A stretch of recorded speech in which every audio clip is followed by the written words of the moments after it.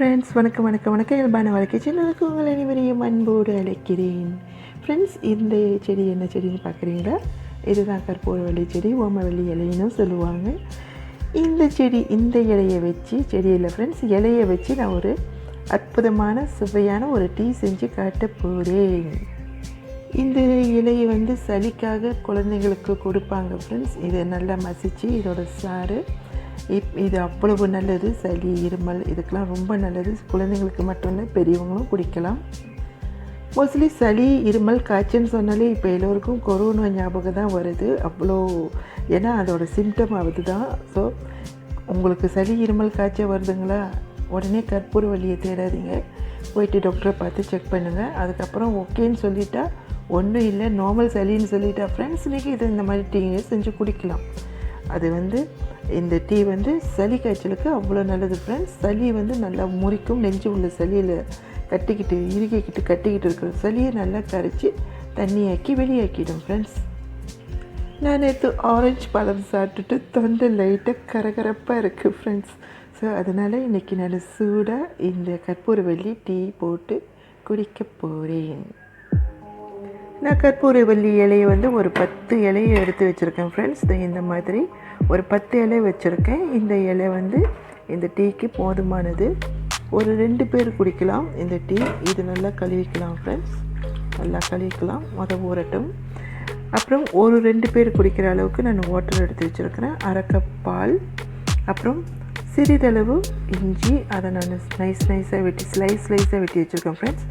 1 table spoon சீனி, 1 table spoon tea தூள்.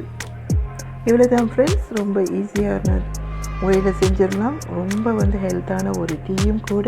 வாங்க ஃப்ரெண்ட்ஸ், சட்டியில் 2 கப் அளவுக்கு தண்ணீர் ஊற்றிக்கலாம். அடுப்பை ஆன் பண்ணிக்கலாம் ஃப்ரெண்ட்ஸ். இதில் இஞ்சி சேர்த்துக்கலாம் ஃப்ரெண்ட்ஸ். இது நல்லா கொதித்து இந்த இஞ்சியோட சாரம் அந்த தண்ணிக்குள்ளே இறங்கி வரும். அதனால தான் ஃபர்ஸ்ட்டாக போடுறேன்.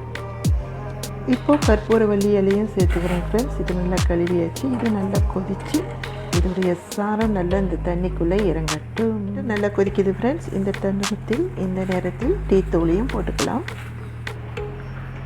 ஒரு 2 மினிட்ஸ் நல்லா கொதித்து வரட்டும் ஃப்ரெண்ட்ஸ். 2 மினிட்ஸ் நல்லா கொதிச்சிருச்சு ஃப்ரெண்ட்ஸ். அடுத்ததாக பால் சேர்த்துக்கலாம். இதோடு 1 டேபிள் ஸ்பூன் சீனி. இதை நல்லா மிக்ஸ் பண்ணி விட்டுக்கலாம் ஃப்ரெண்ட்ஸ்.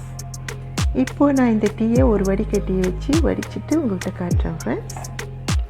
வடிகட்டியாச்சு.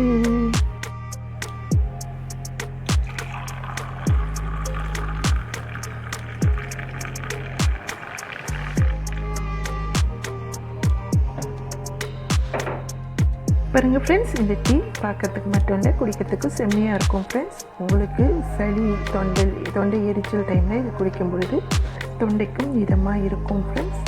இந்த டீ உங்களுக்கு பிடிச்சிருந்துச்சுன்னா நீங்களும் உங்கள் வீட்டில் ட்ரை பண்ணி பாருங்கள். ட்ரை பண்ணிவிட்டு எப்படி இருக்குன்ட்டு கமெண்ட் பாக்ஸில் கமெண்ட் பண்ணுங்கள்.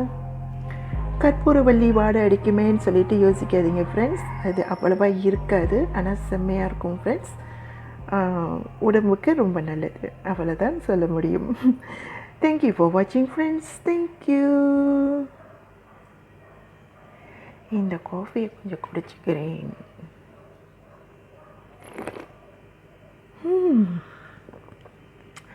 செம்மையாக இருக்கு ஃப்ரெண்ட்ஸ்.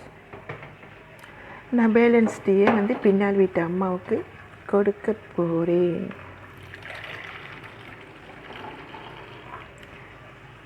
நன்றி ஃப்ரெண்ட்ஸ். பாய்.